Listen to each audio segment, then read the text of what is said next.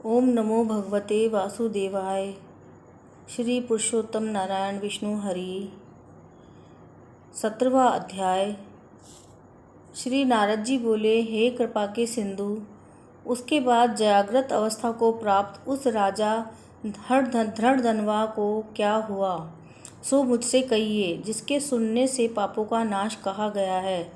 नारायण जी बोले, अपने पूर्व जन्म के चरित्र को सुनने से आश्चर्ययुक्त तथा और सुनने की इच्छा रखने वाले राजा धृढ़धनवा से वाल्मीकि ऋषि बोले। वाल्मीकि मुनि इस तरह स्त्री के मुख से शीतल वाणी को सुनकर सुदेव शर्मा धैर्य धारण कर हरि भगवान में चित्त को लगाता हुआ दीर्घ श्वास लेकर दीन मुख सुदेव शर्मा जो होने वाला है वह होगा, यह मन में निश्चय कर पुष्प समीधा आदि के लिए वन को गया। इस प्रकार करते उस सुदेव शर्मा का कितना ही समय बीत गया। बाद में किसी दिन समीधा कुछ फल पुष्प आदि लेने के लिए वन को गया। वहां जाकर सुदेव शर्मा मन से हरि भगवान के चरण कमलों का ध्यान करने लगा। उसी दिन उसका लड़का शुकदेव अपने मित्रों के साथ बावली को गया। बावली में प्रवेश कर समवयस्क मित्रों के साथ जल यंत्रों से जल फेंकता हुआ और बार बार हंसता हुआ खेलने लगा। गर्मी के ऋतु में बार बार जल में खेलता हुआ हर्ष को प्राप्त हुआ। इस तरह प्रेम में मगन सब बालकों से खेल खेल करते हुए अथाह जल में खड़ा हुआ।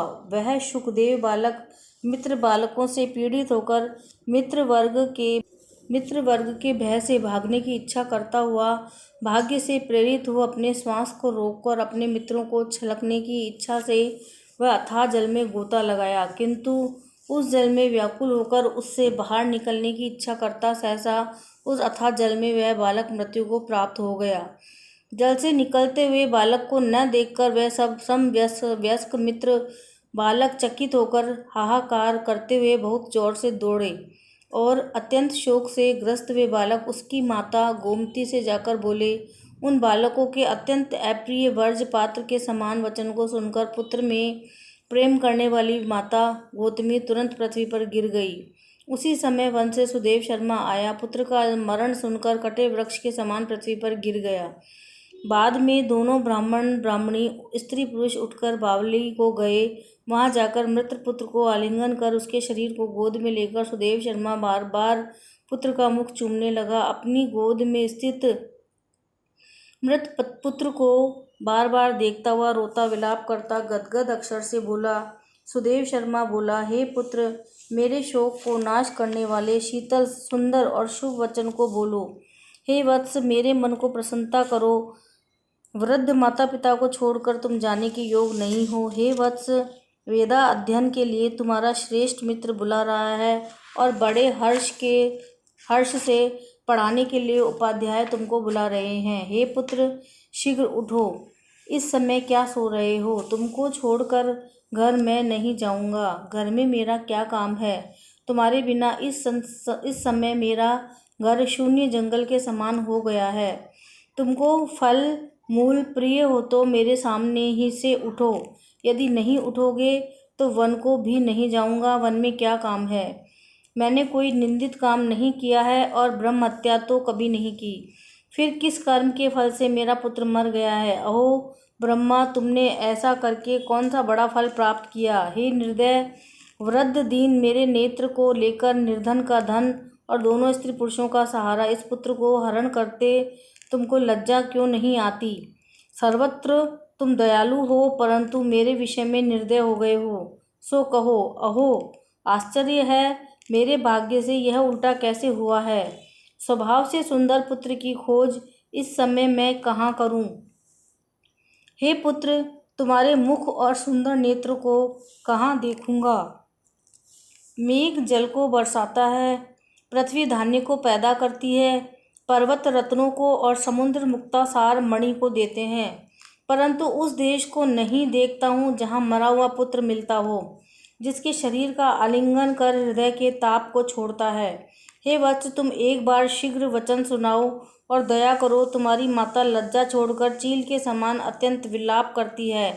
हे पुत्र, उसको देखकर भी तुमको दया क्यों पैदा नहीं होती? माता पिता की आज्ञा के बिना तुम कभी भी नहीं गए। हे पुत्र, हम दोनों से बिना पूछे ही दूर के मार्ग को गए हो क्या? क्या इस समय किसके वेदाध्ययन की उत्तम वाणी को सुनूंगा? हे वत्स, आज तुम्हारे और तुम्हारे मनोहर मधुर वचन स्मरण करके मेरा हृदय 100 टुकड़ा हो रहा है, क्योंकि मेरा हृदय लोहे के समान नहीं है। हे कौशलेंद्र राजा दशरथ, तुमको हम धन्य मानते हैं, क्योंकि रामचंद्र के वन जाने पर पुत्र के ताप से दग्ध वे प्राणों को नहीं रख सके, परंतु पुत्र के मर जाने पर भी जीवित रहने वाले मुझको धिक्कार है। हे गोविंद, हे विष्णु, हे यदुनाथ, हे नाथ, हे रुक्मणी के प्राणपति, हे मुरारे, हे दीन पर दया करने वाले, हे दयालो, पुत्र रूप अग्नि के ताप से संतप्त मेरी रक्षा करो। हे देवादिदेव, समस्त लोक के नाथ, हे गोपाल, हे गोपीश, हे चक्र को हाथ में धारण करने वाले, हे यमुना के विष दोष को हरने वाले, पुत्र रूप अग्नि के ताप से संतप्त मेरी रक्षा करो।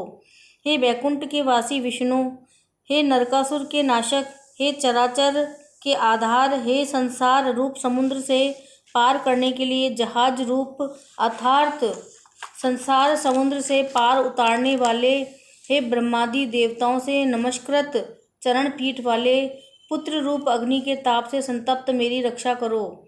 हमारे समान शठ दूसरा कोई नहीं, जो मैंने देवकी पुत्र श्री कृष्णचंद्र के वचनों का उल्लंघन कर पुत्र में दुराशा की। कौन अभागा पुरुष भाग्य में न रहने वाली वस्तु को प्राप्त कर सकता है। इति ब्रह्मनारदीय पुराणे पुरुषोत्तम महात्म्ये सप्तोदशो अध्याय समाप्त।